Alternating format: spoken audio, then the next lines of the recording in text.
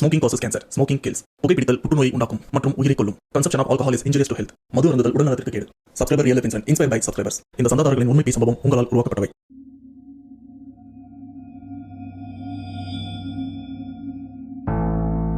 என்னோட ஊர் ஆரணி பக்கத்தில் ஒரு சின்ன கிராமம்.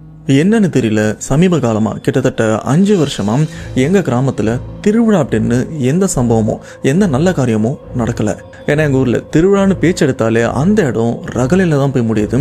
பிரச்சனைக்கு மேலே பிரச்சனை அப்படின்னு கிட்டத்தட்ட 5 வருஷமும் தள்ளி போயிருக்கு. இது மட்டும் இல்லாமல் திருவிழா வரத்துக்கு 2 நாளைக்கு இல்லைனா 1 நாளைக்கு முன்னாடி எங்கள் கிராமத்தில் ஒரு இறப்பும் ஏற்படும். பொதுவாக கிராமத்து நம்பிக்கை என்னென்னா, திருவிழாக்கு முன்னாடி யாராச்சும் இறந்துட்டாங்கன்னா அந்த இறப்புக்கான அந்த தீட்டு காரியத்தெல்லாம் முடிச்சுட்டு தான் திருவிழா சம்மந்தப்பட்ட விஷயத்தெல்லாம் தொடணும் அப்படின்னு ஒரு பேச்சு இருக்குது. ஆனால் எங்கள் ஊரில் எப்பப்பெல்லாம் திருவிழா பண்ணணும் அப்படின்னு நாங்கள் பிளான் பண்ணுறோமோ அப்போல்லாம் எங்கள் ஊரில் அந்த திருவிழாக்கு முன்னாடி ஒரு இறப்பும் ஏற்படும். அந்த ஒரு விஷயம் கடந்த 5 வருஷமாக நடந்துட்டுருக்கு.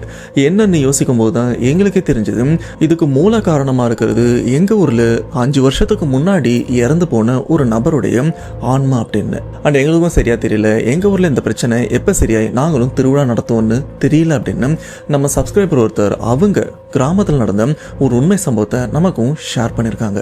அதை பற்றி தான் இன்னைக்கு நாம தெளிவாக பார்க்க போகிறோம். ஆனால் அதுக்கு முன்னாடி இந்த மாதிரி பேய் சம்பவம் உங்கள் லைஃப்பில் நடந்திருக்கா? அப்படி நடந்ததுன்னா அதை நீங்கள் என்கிட்ட ஷேர் பண்ணணும்னு நினச்சிங்கன்னா டிஸ்பிளேல தெரிகிற இந்த வாட்ஸ்அப் நம்பருக்கு உங்கள் லைஃப்பில் நடந்த அந்த பேய் சம்பவத்தை ஒரு வாய்ஸ் நோட்டாக எனக்கு நீங்கள் ஷேர் பண்ணுங்க. அப்படி நீங்கள் ஷேர் பண்ணுறது உண்மை சம்பவம் உண்மையிலே தெரிஞ்சிங்க இருந்ததுன்னா கண்டிப்பாக நம்ம சேனலில் போஸ்ட் பண்ணுறேன். ஸோ ஒரு பேசாம வீடியோவில் போகலாம். நீங்கள் நம்ம சேனல் புதுசுனா மறக்காம சேனல் சப்ஸ்கிரைப் பண்ணுங்கள், பெல் பட்டன் கிளிக் பண்ணுங்கள். இப்போ நம்ம வீடியோவில் போகலாம்.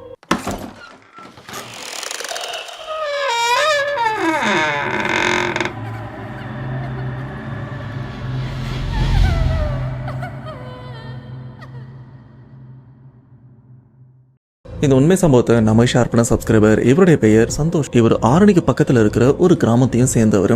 அந்த கிராமத்துடைய பெயரை சொல்ல வேண்டாம் அப்படின்னு சொல்லியிருக்காங்க. ஆனால் இந்த திகில் பேய் சம்பவம் இவங்க கிராமத்தில் தான் நடந்துட்டு இருக்கு. ஸ்டில் இப்பவும் நடந்துட்டு தான் இருக்கு.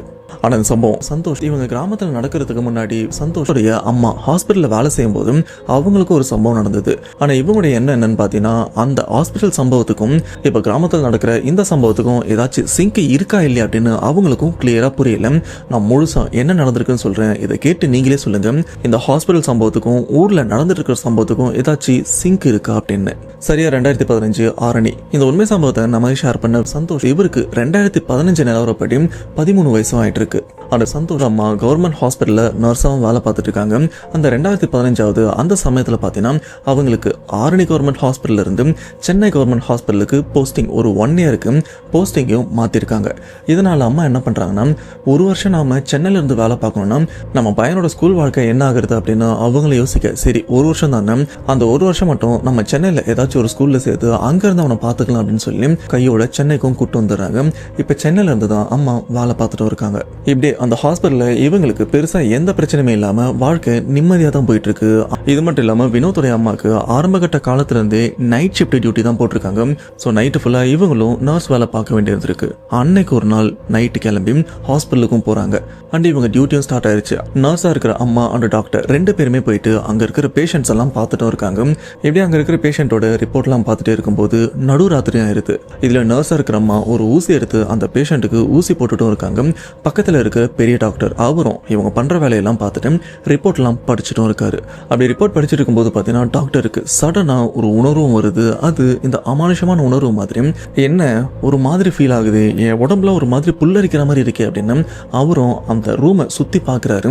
அந்த ரூம்குள்ள எந்த விதமான நடமாட்டமும் இல்லை. இப்படி சுத்தி பார்த்துட்டே இருக்கும்போது இந்த ரூமோட வாசல் பகுதியும் பாக்குறாரு.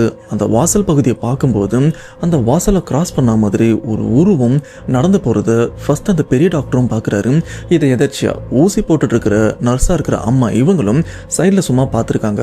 பார்த்த உடனே அவங்களுக்கும் அதிர்ச்சி ஆயிருது. ஆனா அந்த அதிர்ச்சியான அந்த ஒரு விஷயத்த அந்த ஊசி போடுறதுல காட்டல.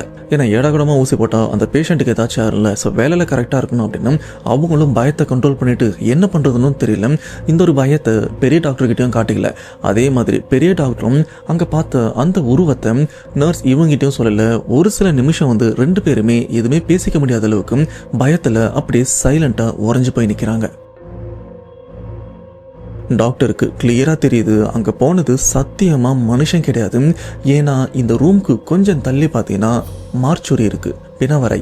சொல்லப்போனா இதுக்கு அடுத்து பேஷண்ட்ஸ் தங்குற மாதிரி ரூம்னு எதுவுமே கிடையாது, டைரக்டா மார்ச்சுரி போற இடம் தான் இருந்துருக்கு. இப்படி அந்த வழியா தான் அந்த பேய் உருவமும் இந்த இடத்த கிராஸ் பண்ணி போயிருக்குன்னு தெரிஞ்சதுக்கு அப்புறம் டாக்டருக்கும் என்ன பண்றதுன்னு தெரியாம அங்க இருக்கிற நர்ஸ் கிட்ட சரிம்மா வேலை பார்த்தது போதும் வெளிலவான்னு சொல்லி அவங்களும் வெளில கூப்பிட்டு வந்துடுறாங்க. இதுக்கப்புறம் டாக்டருக்கும் பயத்தில் கை கால்லாம் நடுங்கவும் ஆரம்பிக்குது. சேம் இதே தான் நர்ஸாக இருக்கிற அம்மா அவங்களுக்கும் ஒரு மாதிரி, ஆனால் அந்த ஒரு விஷயத்த வெளி காட்டிக்கல. இப்போ பெரிய டாக்டர் என்ன பண்ணுறாருன்னா சரிம்மா நீ இதுக்கப்புறம் நீ இங்கே இருக்க வேண்டாம், நீ வீட்டுக்கு கிளம்பு அப்படின்னு சொல்ல நர்ஸ் ஆன அம்மாவும் யோசிக்கிறாங்க என்ன இது வரைக்கும் டாக்டர் இப்படிலாம் சொல்ல மாட்டாரு, வேலையை முடிச்சுட்டு தான் போக சொல்லுவாங்க, என் வேலையை இன்னும் முடியல, கிட்டத்தட்ட பாதி நேரம் வேலை தான் போயிருக்கு அப்படின்னு அவங்களும் யோசிக்க என்ன டாக்டர் இவ்வளோ சீக்கிரம் அனுப்புறீங்க அப்படின்னு அவங்களுக்கு ஒரு கேள்வி வந்து அந்த கேள்வியும் கேட்குறாங்க. ஆனால் பெரிய டாக்டர் எந்த ஒரு விஷயத்தையும் மறைக்காம வெளிப்படையாக அந்த உருவத்தை பார்த்ததை சொல்லிடுறாரு. நம்ம 2 பேருமே அந்த ரூமில் அந்த பேஷண்ட்டை கவனிச்சுட்டு இருந்தோம், நீயும் ஊசி போட்டுட்டு இருந்தல, அப்போது எனக்கு ஒரு உணர்வும் வந்தது ஏதோ இங்கே தப்பாக இருக்கிற மாதிரி. அப்படி யோசிச்சு நானும் அந்த வாசலை பார்த்தேன், ஒரு பயங்கரமான உருவம். அந்த உருவத்தை சொல்கிறதுக்கு எனக்கு வார்த்தையே இல்லை.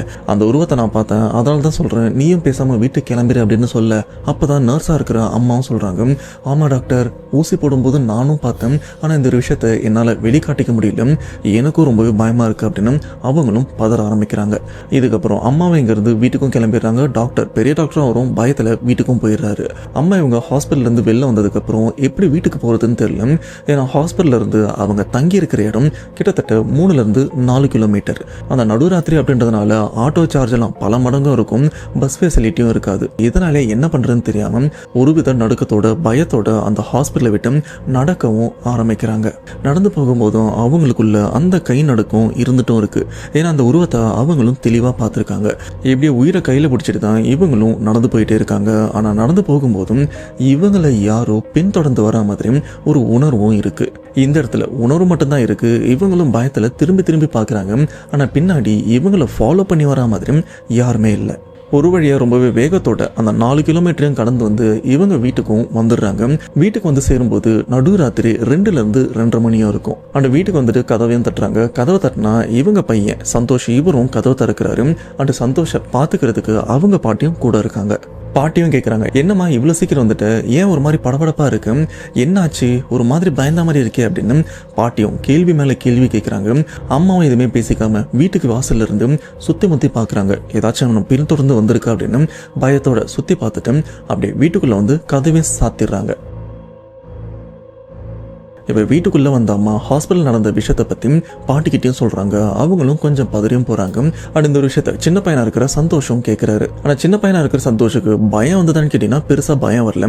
அதுக்கு காரணம் அந்த வயசில் அவருக்கு பேயை பற்றின பெருசாக புரிதல் இல்லாதது தான் காரணம். இதுக்கப்புறம் அம்மாவும் டெய்லி ஹாஸ்பிட்டல்லேருந்து வந்தாங்கன்னா ஃபஸ்ட்டு குளிச்சுட்டு வந்துடுவாங்க. அதே மாதிரி குளிக்க போயிட்டாங்க.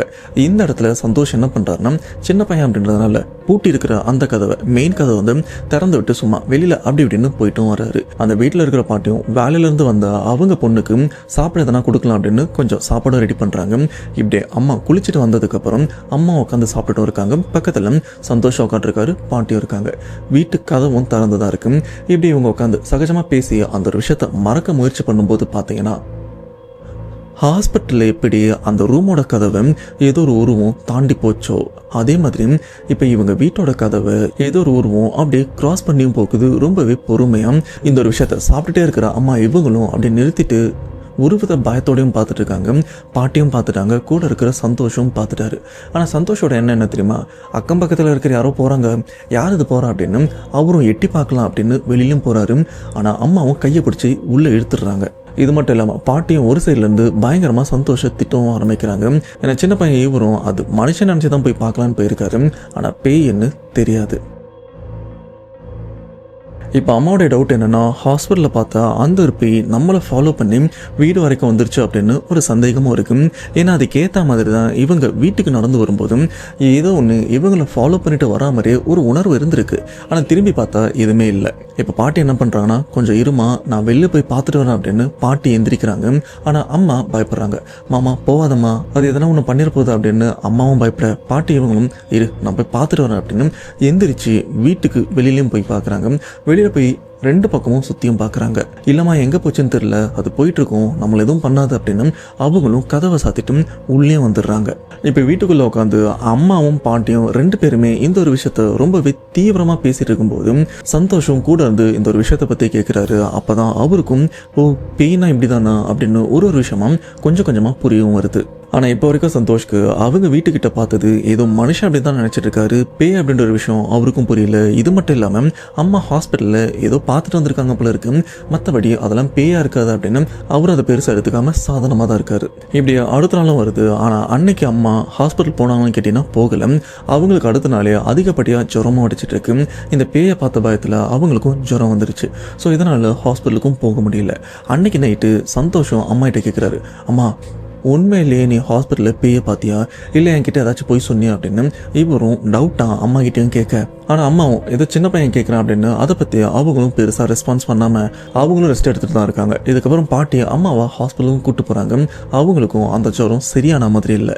ஏம்மா நம்ம இதுக்கப்புறம் இங்கே இருக்க வேண்டாம், நம்ம சொந்த ஊருக்கே போயிடலான்னு சொல்லிட்டு பாட்டி சந்தோஷ் அவங்க அம்மா 3 பேருமே கிளம்பி சென்னையிலேருந்து மறுபடியும் ஆரணிக்கும் போயிடுறாங்க. ஆனால் ஆரணிக்கு போனதுக்கப்புறம் பிரச்சனை இல்லாமல் இருந்ததான்னு கேட்டிங்கன்னா அங்கேயும் பிரச்சனை ஆரம்பிக்குது. இப்படி ஊருக்கு போனதுக்கப்புறம் சந்தோஷோட அம்மா உடம்புல ஓரளவுக்கு முன்னேற்றமும் இருக்கு. அவங்களும் சகஜ வாழ்க்கைக்கும் திரும்ப ஆரம்பிக்கிறாங்க. இந்த நேரத்தில் பார்த்தீங்கன்னா சந்தோஷ் இவங்களுக்கு 2 இடமும் இருக்கு. அதில் ஒரு இடத்துல வீடும் கட்டுறாங்க. சொல்லப்போனால் அந்த வீட்டை ஆல்மோஸ்ட் கட்டியும் முடிச்சுட்டாங்க. அப்படி கட்டி முடிச்ச அந்த வீட்டுக்கு அந்த விசேஷம்லாம் பண்ணுவாங்க பார்த்தீங்களா, பால் காய்ச்சறது அப்படின்னு அந்த மாதிரி பண்ணலாம் அப்படின்னு அந்த வீட்டை சுத்தப்படுத்தும் போது பார்த்தீங்கன்னா அந்த வீட்டோட ஒரு மூலையில் ஏதோ சுருண்டு படுத்துட்டு இருக்கிற மாதிரி இருக்கு. என்னன்னு போய் பார்த்தா பாம்பு. என்னப்பா கிராமத்தில் பாம்பெல்லாம் ஒரு பெரிய விஷயமானு கேட்டிங்கன்னா பெரிய விஷயம் இல்லை தான். ஆனால் அவங்க வீட்டுக்குள்ளே இருக்கிறது ஒரு நல்ல பாம்பு. அது அவங்க வீட்டுக்குள்ளே சுருண்ட நிலைமையில் செத்து போயிருக்கு. இதுவே இவங்களுக்கு ஒரு அபசகுன மாதிரி உணர்வும் ஆரம்பிக்கிறாங்க. ஏன்னா இவங்க வீட்டுக்குள்ளே ஏதாச்சும் ஒரு தண்ணி பாம்போ சார பாம்போ இல்லை வேற ஏதாச்சும் பாம்பு இறந்து போயிருந்ததுன்னா ஓகே கிராமத்தில் இதெல்லாம் நடக்கிறது பெரிய விஷயம் இல்லை அப்படின்னு அந்த பாம்பை தூக்கி போட்டு இவங்களும் வேலை பார்ப்பாங்க.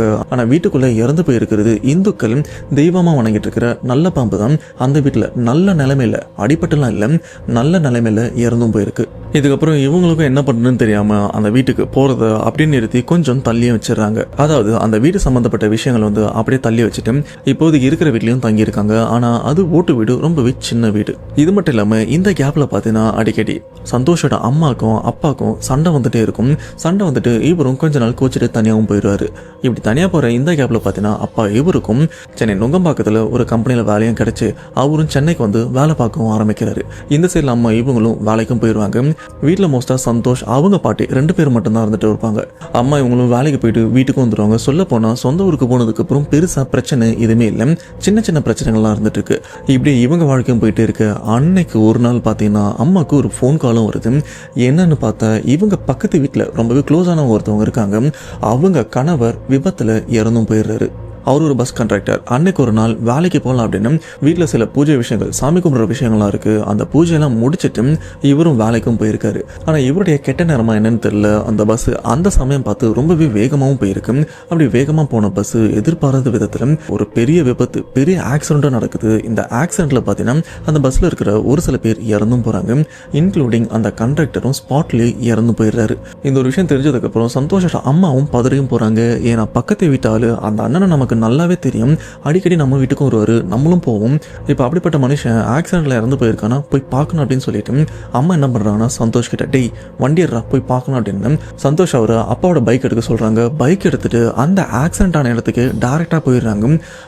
அந்த இடமே பார்க்கறதுக்கு ரத்த குலமா இருந்துருக்கு. சந்தோஷம் பார்த்துடுறாரு. இறந்து போன அந்த கண்ட்ராக்டரோட உடம்பு சிதைந்து போன நிலைமையில இருந்துட்டு இருக்கு. பார்க்கறதுக்கு கொஞ்சம் ஒரு மாதிரி தான் இருக்கு. இப்போ இறந்து போன கண்டக்டரோட உடம்பை ஹாஸ்பிட்டலுக்கு அனுப்புறாங்க பிரேத பரிசோதனைக்கு. இதில் இறந்து போனார்ல கண்டக்டர், அவருடைய மனைவி பார்த்தீங்கன்னா சந்தோஷ் அவங்க அம்மாவுக்கு ரொம்பவே க்ளோஸ். சொல்ல போனால் அவங்க 2 பேருமே நல்ல பெஸ்ட் ஃப்ரெண்டாகவும் இருந்துட்டு இருக்காங்க. இப்போ இறந்து போன கண்டக்டரை வந்து ஹாஸ்பிட்டலுக்கு அனுப்பிட்டாங்கல்ல, அவங்க மனைவியோ ஹாஸ்பிட்டலுக்கு போயிட்டாங்க. இவன் மட்டும் அங்கே தனியாக போய் என்ன கஷ்டப்படுவா அப்படின்னு சொல்லி சந்தோஷோட அம்மாவும் தான் ஃப்ரெண்டுக்காக ஹாஸ்பிட்டலுக்கும் போயிட்டாங்க. அன்னைக்கு நைட்டு ஃபுல்லாக அழுதுட்டு ஹாஸ்பிட்டலில் அவங்க மனைவி இருக்கு.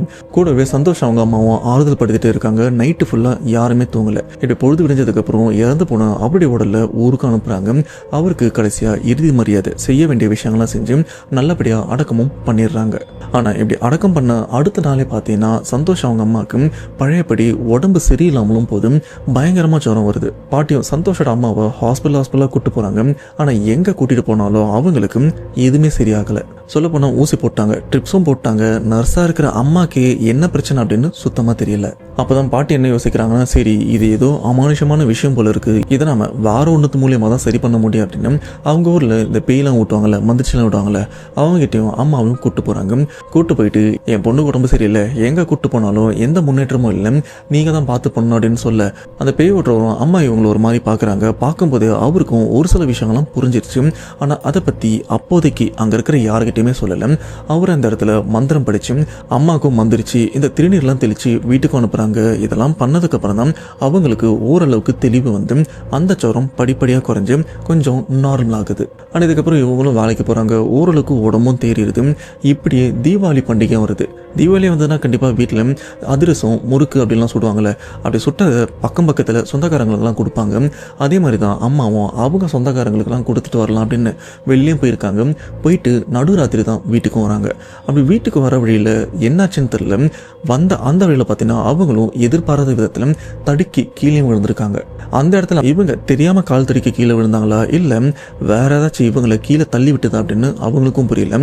ஆனால் கால் தடுக்கி கீழே விழுந்ததுலேருந்து ஒரு சில மணி நேரத்துக்கு அப்புறம் பார்த்தீங்கன்னா அவங்களுக்கும் பழையபடி ஜுரமும் வந்துடுது. இப்படி அன்னைக்கு நைட்டு அம்மாவும் உடம்பு சரியில்லாமல் வீட்லேயும் படுத்துட்டு இருக்காங்க. கால் தடுக்கி விழுந்த அன்னைக்கே தான். அன்னைக்கு நைட்டு படுத்துட்டு இருக்கும்போது இவங்க வீட்டுக்குள்ளேயும் வீட்டை சுற்றியும் அமானுஷமான சத்தமும் கேட்குது. அதுவும் அழுக்குரல் ஏதேதோ நடக்கிற மாதிரி சத்தம் அம்மாவுக்கும் கேட்டிருக்கு, பாட்டிக்கும் கேட்டிருக்கு. ஏன் இந்த சம்பவத்தை நமக்கு ஷேர் பண்ண சந்தோஷுக்கும் தெளிவாக கேட்டிருக்கு. அப்போ தான் சந்தோஷ் பேயின்ற ஒரு விஷயத்தை உணர்ந்து பயப்படவும் ஆரம்பிக்கிறாரு. அப்போ பயத்தில் சந்தோஷ் என்ன சொல்கிறான்னா, அம்மா நமக்கு தெரிஞ்ச ஒரு ஃபாதர் இருக்காரு சர்ச்சில், அவரை கூப்பிட்டு வேணா நம்ம வீட்டில் ப்ரே பண்ண சொல்லலாமா, அப்படி பண்ணோன்னா இந்த பிரச்சனைலாம் இருக்காதுல்ல அப்படின்னு சந்தோஷம் அம்மா கிட்ட சொல்ல. ஆனால் அம்மாவும் இதை பற்றி யோசிக்கிறாங்க. இவங்க வீட்டில் இந்து கடவுளையும் கும்பிடுவாங்க, அதே சமயம் சர்ச்சும் போவாங்க. ஆனால் அம்மாவால் இப்போ எந்திரிக்கவும் முடியல, ஜுரத்தில் படுத்துட்டும் இருக்காங்க.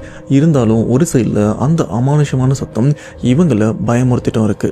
இப்படி நைட்டு ஃபுல்லாக இந்த ஒரு சத்தமும் கேட்க பொழுது விடிஞ்சிருது. பொழுது விடிஞ்சதுக்கப்புறம் சந்தோஷோட மாமாவும் வராரு. அவர் வந்து என்ன பண்ணுறாருன்னா சந்தோஷோட அம்மாவை கூட்டிட்டு அவங்க வீட்டு பக்கத்துலேயே இந்த பேய் ஓட்டுறவங்களாம் இருப்பாங்க, குறி சொல்கிறவங்க, இதுக்கு முன்னாடி கூட்டு போனாங்களே அவங்ககிட்டையும் கூட்டு போயிட்டு மறுபடியும் எங்கள் வீட்டு பொண்ணுக்கு பிரச்சனை இருக்குது, என்னன்னு தெரியல, தயவு செஞ்சு இதை நிரந்தரமாக சரி பண்ணி கொடுங்க அப்படின்னு கேட்க, அந்த இந்த இடத்துல மந்திரம் சொல்லி பேய் ஓட்டுறது ஒரு வயசான அம்மா தான். இதுக்கு முன்னாடி இவங்க தான் சந்தோஷம் அவங்க அம்மாவுக்கும் மந்திரிச்சும் விட்டுருப்பாங்க. சேம் அவங்ககிட்ட தான் கூட்டு வந்திருக்காங்க. இப்போ அந்த அம்மா மறுபடியும் சந்தோஷம் அவங்க அம்மா பார்த்து, உன் பின்னாடி ஒரு ஆன்மா சுற்றிட்டு இருக்குமா, அது உன்னே தான் பின்தொடர்ந்து வந்துட்டு இருக்கு, அதனால தான் உன் வாழ்க்கையில் இந்த கஷ்டகாலங்கள்லாம் ஏற்பட்டுட்டு இருக்கு, இது இதோட நிற்க போகிறதில்ல அப்படின்னு சொல்லி பயமுறுத்துறாங்க. கவலைப்படாதமா, அது உன்னை விட்டு போகிற மாதிரி நானும் உனக்கு மந்திரிச்சு சில சடங்கெல்லாம் பண்ணுறேன், அது பண்ணால் ஓரளவுக்கு உனக்கு உடம்பும் தேரும், இந்த பிரச்சனைலேருந்து நீ வெளியில் வர வாய்ப்பு இருக்குது அப்படின்னு சொல்லி அவங்களும் அந்த பேய் விட்டுற சடங்கு அண்டு அம்மாவுக்கு நிறைய மந்திரங்கள்லாம் படித்து இவங்களை பழைய நிலைமைக்கும் கொண்டு வராங்க. அண்டு நல்லா மந்திரிச்சும் விடுறாங்க. இதெல்லாம் பண்ணி அவங்களுக்கு சில மந்திரிச்ச பொருள்லாம் கொடுத்து இப்போ நீ வீட்டுக்கு போ, உனக்கு எந்த பிரச்சனையுமே இருக்காது அப்படின்னு சொல்லி அவங்களையும் வீட்டுக்கும் அனுப்பி விட்டுறாங்க. ஆனால் வீட்டுக்கு வந்ததுக்கு அப்புறம் கூட அம்மா நிம்மதியாக பயத்தோட இல்லாமல் இருந்தாங்கன்னு கேட்டீங்கன்னா அன்னைக்கும் அவங்களுக்கு பயம் அதிகமாகவே இருந்தது, நிம்மதி சுத்தமாக இல்லை. அதே மாதிரி தான் சந்தோஷ் இவரும் ஒரு மரண பீதியில் இருக்காரு. ஏன்னா இவரும் சின்ன பையன்ல, இவருக்கு அந்த ஒரு பயத்தை கண்ட்ரோல் பண்ணவும் முடியல. இப்படி அடுத்த வருஷத்தோட தை மாசமும் ஆரம்பிக்குது. தை மாசம் வந்தாலே கண்டிப்பாக பொங்கல்லாம் வரும்ல, அந்த பொங்கல் பண்டிகையும் வர ஆரம்பிக்குது. அந்த பொங்கல் பண்டிகை அப்போ பார்த்தீங்கன்னா ஊரில் பார்த்தீங்கன்னா நிறைய கோவிலில் திருவிழாலாம் வைப்பாங்க. அதே மாதிரி தான் அவங்க கோவிலையும் திருவிழா வைக்கும்போது பார்த்தீங்கன்னா கரெக்டாக அந்த திருவிழாக்கு 2 நாளைக்கு முன்னாடி அந்த ஊரில் பெரியவங்க ஒருத்தவங்க இறந்தும் போயிடுறாங்க. இந்த இறந்து போனதுக்கப்புறம் ஊரில் இருக்கிற பெரியவங்களாம் சொல்கிற விஷயம் என்னன்னா, இந்த மாதிரி ஊரில் ஒரு இறப்பும் இருக்குது, இப்போ ஊர் தீட்டுப்பட்டிருக்கு, இந்த தீட்டெல்லாம் கழிச்சிட்டு தான் நாம் திருவிழாவும் நடத்த முடியும், அதுவும் இந்த வருஷம் நடத்த முடியாது, அடுத்த வருஷம் நடத்திக்கலாம் அப்படின்னு பேச்சும் பேசிட்டு இருக்காங்க. இது மட்டும் இல்லாமல் கிராமத்தில் வயசான பாட்டிங்களா இருக்காங்கல்ல, அவங்க அரசல் பொரசலாக ஒரு விஷயமும் பேசுகிறாங்க. அது என்னன்னா, அது காவு வாங்க ஆரம்பிச்சிருச்சு. இதுக்கப்புறம் திருவிழா நடத்துறது ரொம்பவே கஷ்டம்தான். ஆல்ரெடி நம்ம ஊரில் ஒருத்தவங்க இறந்து போய் தீட்டில் தான் இருந்தது. அந்த பக்கத்து வீட்டில் இருக்கிறவங்க அன்னைக்கு சாமியும் கும்பிட்டுட்டு வேலையும் ஆரம்பிச்சிருக்காங்க. அப்படி வேலை ஆரம்பித்த அன்னைக்கு பாவம் அந்த பையன் பஸ் ஆக்சிடெண்ட்டில் இறந்து போயிட்டான் அப்படின்னு இதுக்கு முன்னாடி கண்டக்டர் இறந்து போனார் பார்த்தீங்களா, அந்த ஒரு விஷயத்தை பற்றி பேசுகிறாங்க.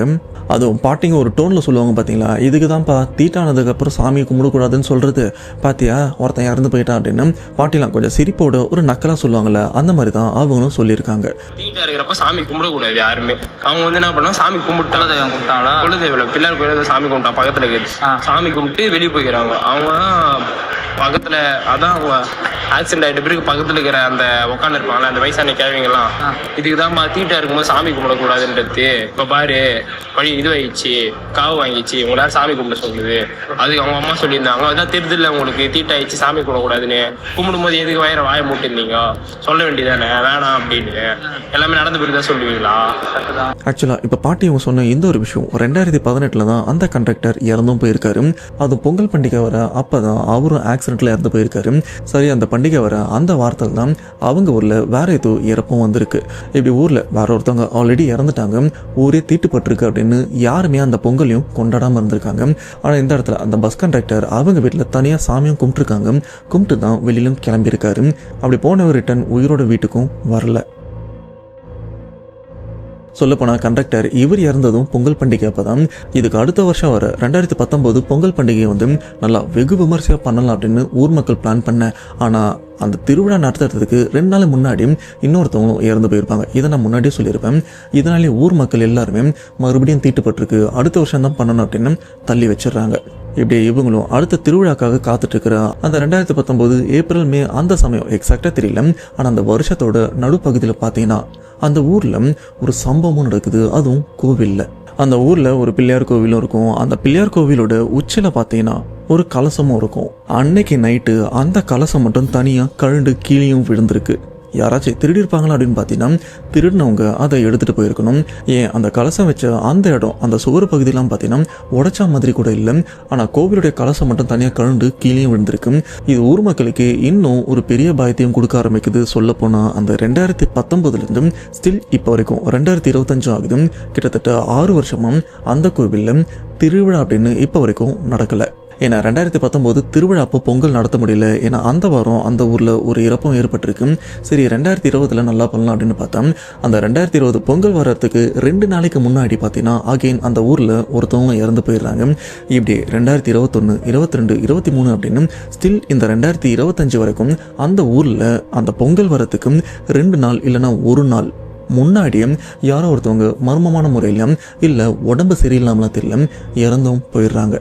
இதனாலே கிட்டத்தட்ட 5 to 6 வருஷம் அந்த ஊரில் திருவிழா அப்படின்ற ஒரு பேச்சை பேசுறது கூட பயப்படுறாங்க. இதில் இன்னொரு விஷயத்த சொல்லணும், கிட்டத்தட்ட 6 வருஷமாக திருவிழாவை நடத்தல. பார்த்தீங்களா, பொங்கல் சமயம் மட்டும் ஆளுங்க இறந்து போல தீபாவளி அப்பவும் அந்த ஊரில் ஆட்கள் இறந்து போயிருக்காங்க. அந்த 6 வருஷம் கண்டினியூவாக, அதாவது 2019 பொங்கல் தீபாவளியும் பார்த்தீங்கன்னா பொங்கல் சமயம் ஒருத்தர் இறந்தும் போயிடுறாங்க, தீபாவளி சமயம் ஒருத்தவங்க இறந்து போயிடுறாங்க. அதே மாதிரி 2020, 2025 அப்பவும் அந்த 2 பண்டிகை அப்பவும் ஒருத்தர் இறந்தும் போயிடுறாங்க. ஸ்டில் இப்போ வரைக்கும் அந்த ஒரு விஷயம் நடந்திருக்கு. சொல்லப்போனால் இன்றைக்கி நான் வீடியோ போஸ்ட் பண்ணுற இன்னைய தேதி செப்டம்பர் 30. இன்னும் எனக்கு தெரிஞ்சு ஒரு 3 வாரத்தில் தீபாவளியும் வரப்போகுது. ஐ திங்க் அக்டோபர் 20 நினைக்கிறேன். அந்த அக்டோபர் 20 அந்த ஊரில் என்ன சம்பவம் நடக்க காத்திருக்கு அப்படின்னு தெரியலை. ஒரு 5 வருஷத்துக்கு கலசமே இன்னும் கும்பாபிஷேகமே நடத்தல. அன்னிலிருந்து தீபாவளி போனா சாவு ஊந்துட்டே இருக்கும். உங்க ஊர்ல தீபாவளிக்கு ஒரு சாவும் பொங்கலுக்கு ஒரு சாவும் இது இப்போ வரைக்கும் கண்டினியூ நடந்துனே இருக்கும். கூழ் ஊத்துறாங்க பாத்தியா, கூழ் ஊத்துற அன்னைக்கு ஒரு சாவு வரும். இப்ப நாளைக்கு கூழ் ஊத்துறாங்கன்னா இன்னைக்கு செத்து சாவு வந்துடும். சாவு வந்தா தீட்டாயிடுச்சு ஊரே. அப்ப வந்து கிறக்க தூக்க முடியாது. அது என்ன பண்ணுவாங்கன்னா பாடி சீக்கிரமா எடுத்துட்டு சொல்லுவாங்க. சீக்கிரமா எடுத்துட்டு அந்த இது தீட்டை இது பண்ண சொல்லிடுவாங்க. தீட்டி கலச்சிட்டு பிறகுதான் கிறக்க தூக்க சொல்லுவாங்க. மொத்தமா 5 வருஷம் ஆகுது. அந்த 5 வருஷத்துலயும் கூழ் ஊத்துறதுக்கு அதான் மறுநாள் வந்து சாவு வந்துடும், தீட்டாயிடும் ஊரே. தீபாவளி அப்போ இன்னும் கலசம் வைக்கல. ஒன்னும் அந்த கண்டக்டர் சத்தத்துல இருந்தா அந்த மாதிரி ஆமா அன்னிலிருந்து ஆரம்பிச்சிருக்கு. அன்னிலிருந்து காத்துச்சு ஊந்திச்சு. அதுல இருந்து இன்னும் கலச இவங்களும் கும்பாபிஷேகம் நத்தனை சொல்லிட்டு ஒண்ணுமே நடத்தல. இப்பதான் அந்த கோயில இருந்து ரெடி பண்ணுறாங்க. இப்ப வந்து மறுபடியும் ஜூன் 3 வந்து கூழ் ஊத்துறாங்க மறுபடியும் எங்க ஊர்ல திருவிழா. அது மாதிரியா? ஆமா திருவிழா வருஷம் வைப்பாங்க. ஆனா அதுக்கு முன்னாடி யாருன்னா ஒருத்தர் வந்துருவாங்க. சாரி, தப்பா சொல்லிட்டேன். 2 மரணம் இல்லை, 3 மரணம். தீபாவளி, பொங்கல் இது மட்டும் இல்லாமல் இந்த ஆடி மாதம் கூழும் ஊற்றுவாங்கல்ல, அப்போ நிறைய கோவிலில் திருவிழா அப்படின்னு ஃபங்க்ஷனாக நடந்துட்டு இருக்கும். ஸோ 3 பெரிய பண்டிகை அப்போது அவங்க ஊரில் 3 விதமான மரணங்கள் இப்போ வரைக்கும் ஏற்பட்டுட்டும் இருக்குது. அப்படிப்பட்ட இவங்க ஊரில் இருக்கிற அந்த கோவிலை இப்போ தான் ரெடி பண்ணிட்டும் இருக்காங்க. ஏன்னா இப்போ வரைக்கும் அந்த கோவிலோட கலசத்தை வைக்கக்கூட முடியல. சரி, வர வருஷம் 2026 ஒரு நல்ல வருஷமாக இருக்கும் அப்படின்னு இவங்களும் அந்த கோவிலை புதுப்பிச்சிட்டும் இருக்காங்க. சொல்லப்போனால் அந்த 2026 அந்த கோவிலுக்கு கும்பாபிஷேகம் நடத்த வேண்டியிருக்கு. ஸோ அதுவே ஒரு திருவிழா மாதிரி பண்ணலாம் அப்படின்னு இவங்களும் காத்துட்ருக்காங்க. ஐ திங்க் 2026 ஜூன் மாதம்னு சொல்லியிருக்காரு. ஸோ இதுக்கப்புறமாச்சு இந்த ஊரில் பிரச்சனை இல்லாமல் நிம்மதியாக போகும் அப்படின்னு நானும் நம்புகிறேன். ஆனால் இந்த சைடில் சந்தோஷ் அவங்க அம்மா வேலைக்கு போகிறாங்களா, அதாவது நர்ஸ் வேலைக்கு போகிறாங்களான்னு கேட்டிங்கன்னா அவங்களும் அந்த சம்பவத்துக்கு அப்புறம் ஒரு விதமான பயத்துக்கு வந்துட்டாங்க. இல்லை, நான் இதுக்கப்புறம் வேலைக்கு போகல, எங்கள் ஊருக்குள்ளே எங்கள் கிராமத்துக்குள்ளேயே ஏதாச்சும் சின்னதாக வேலை கிடைச்சதா அதன் மூலிமா என் பொழப்ப ஓட்டிக்கிறேன் அப்படின்னு அவங்களும் அந்த கிராமத்தில் சமையல் வேலையும் பார்த்துட்டும் இருக்காங்க. ஆனால் உண்மையிலே இந்த கிராமத்தில் எங்கேருந்து இந்த பிரச்சனை ஆரம்பிச்சது, எதனால் இந்த பிரச்சனை வந்தது அப்படின்னு இந்த ஊர் மக்களுக்கும் பெருசாக தெரியல. இதை தெரிஞ்சுக்கணும் அப்படின்னு நினைக்கிறாங்க. ஆனால் இவங்களுக்கும் அதை பற்றி எந்த ஒரு விஷயமும் தெரியாமல் இருக்கு. இதில் இன்னொரு விஷயம் என்ன தெரியுமா, இவங்க ஊரில் குலதெய்வம் கோவில் இருக்குது பார்த்தீங்களா, அந்த குலதெய்வம் கோவிலே கடந்த 5 வருஷமாக இடிப்பட்ட மாதிரி சொல்லப்போனால் பாழஞ்ச மாதிரி இருந்துட்டு இருக்கு. அந்த குலதெய்வம் கோவில் இப்போ இந்த காடுமேடு அப்படின்னு கண்ட இடத்துல மது பிரியர்கள்லாம் மது அருந்துவாங்க பார்த்தீங்களா, அப்படிப்பட்ட இடமா தான் அந்த குலதெய்வத்தோட இடமும் இருந்துட்டு இருக்கு. இதுலேருந்து கிளியராக ஒரு விஷயம் மட்டும் புரியுது, இப்போ இந்த கிராமத்தில் கடவுளோட நடமாட்டம் கிடையாது, அதுலேயும் குலதெய்வத்தோட நடமாட்டம் சுத்தமாக இல்லைன்றது தான் தெளிவாக தெரியுது. ஆனால் எனக்கு தெரிஞ்சு இந்த ஊர் மக்கள் இந்த பிரச்சனைலேருந்து வெளியில் வரணும்னா ஃபஸ்ட்டு அவங்க ஊர் குலதெய்வ கோவிலை சரி பண்ணி அந்த குலதெய்வத்துக்கு என்ன பண்ணணுமோ அதெல்லாம் பண்ணால் அதுக்கடுத்து தானாக நடக்க வேண்டிய விஷயம் நடக்கும் அப்படின்னு எனக்கு தோணுது. உங்களுடைய கருத்துன்னு டைப் பண்ணுறேங்க. ஸோ இப்போ நீங்களே சொல்லுங்கள், இவ்வளோ விஷயம் கேட்டிருப்பீங்க, இந்த பிரச்சனை எங்கேருந்து ஆரம்பிச்சிருக்கிறதுக்கு சான்ஸ் இருக்குது. அம்மா சென்னையில் வேலை பார்த்தாங்க. அப்போ ஹாஸ்பிட்டலில் ஒரு பேயோட உருவத்தை பார்த்தாங்க. அது எதனா இவங்களை ஃபாலோ பண்ணி இவங்க ஊர் வரைக்கும் எவ்வளோ பிரச்சனைகள் இழுத்துக்கிட்டு இருக்கா, இல்லை ஆல்ரெடி இவங்க ஊரில் வேறு எதனா பிரச்சனை இருந்திருக்கா, ஊரில் இருக்கிறவங்களும் அந்த பிரச்சனையை தெரிஞ்சுக்க முயற்சி பண்ணியிருக்காங்க. ஆனால் எந்த விவரமும் கிடைக்கல. சொல்லப்போனால் இந்த சம்பவத்தை நமக்கு ஷேர் பண்ண சந்தோஷ் இப்போ இவர் காலேஜும் படிச்சுட்டு இருக்காரு. இவருக்கும் இதை பற்றி என்னதான் நடக்குது அப்படின்னு பெருசாக தெரியாமல் நமக்கும் ஷேர் பண்ணியிருக்காங்க. So back to revenge family, நீங்கள் தான் உண்மையிலேயே இங்கே என்ன பிரச்சனை, இதனால தான் இந்த பிரச்சனை ஆரம்பிச்சிருக்கு, இது பண்ணால் அதெல்லாம் சரியாயிரும் அப்படின்னு கண்டிப்பாக உங்களுக்கு தோணிருக்கும். அது என்னன்றதை உடனே கமெண்ட் பாக்ஸில் மென்ஷன் பண்ணிங்கன்னா அவங்களும் பார்த்து படித்து ஆமாம் இந்த பிரச்சனையாக தான் இருக்கும் அப்படின்னு அதை சரி பண்ணுறதுக்கான ஒரு வாய்ப்பாக இருக்கும் அப்படின்னு நம்புறேன். ஸோ என்ன ஏது அப்படின்றத சட்டுப்பட்டு மறக்காம கமெண்ட் பாக்ஸில் டைப் பண்ணிருங்க. அண்ட் இன்கேஸ் ஆரன்ல சம்மந்தப்பட்ட அந்த கிராமத்தை சேர்ந்தவங்க இந்த வீடியோ பார்க்குறீங்கன்னா இன்னமும் உங்கள் ஊரில் என்ன பிரச்சனை இருக்குன்னு கமெண்ட் பாக்ஸில் நீங்கள் மென்ஷன் பண்ணீங்கன்னா நாங்களும் அதை பார்த்து தெரிஞ்சுப்போம். ஸோ மறக்காம அந்த உதவி மட்டும் பண்ணிருங்க. ஸோ சந்தோஷ் இவங்க கிராமத்தில் நடக்கிற இந்த சம்பவத்தை கேட்கும்போது உங்களோட தாட் என்ன மறக்காம கமெண்ட் பாக்ஸில் மென்ஷன் பண்ணுங்க. அவ்வளோதான் மக்களே, சம்பவம் கண்டிப்பாக இந்த சம்பவம் உங்களுக்கு பிடிச்சிருக்கும் புரிஞ்சிருக்கும் அப்படின்னு நம்புறேன். இன்கேஸ் ஏதாச்சும் டவுட்னா கமெண்ட் பாக்ஸில் மென்ஷன் பண்ணுங்க. முடிஞ்ச வரைக்கும் அதுக்கு நான் ரிப்ளை பண்ண முயற்சி பண்ணுறேன். அப்படி இந்த சம்பவத்தை பற்றி உங்களுடைய கருத்து நன்றதை மறக்காம கமெண்ட் பாக்ஸில் மென்ஷன் பண்ணுங்க. இது கூடவே இந்த வீடியோவை உங்கள் ஃப்ரெண்ட்ஸ் அண்ட் ஃபேமிலிக்கும் ஷேர் பண்ணிடுங்க. அப்படியே மறக்காம கீழே சப்ஸ்கிரைப் பட்டனும் இருக்கும், அதை சப்ஸ்கிரைப் பண்ணிங்கன்னா தான் இந்த மாதிரி சப்ஸ்கிரைபர் லைஃப்பில் நடக்கிற உண்மை சம்பவத்தை நானும் போஸ்ட் பண்ணுவேன், உங்களுக்கும் கரெக்ட் டைம் வரும், மிஸ் பண்ணாமல் பார்ப்பீங்க. ஸோ சப்ஸ்கிரைப் பண்ணிடுங்க. அவ்வளோதான் மக்களே, நெக்ஸ்ட் ஒரு இதே போல் உண்மை பேய் சம்பவத்தோட கண்டிப்பாக உங்களை நான் மீட் பண்ணுறேன். அதுவரை உங்களை விடைபெறுவது உங்கள் நான்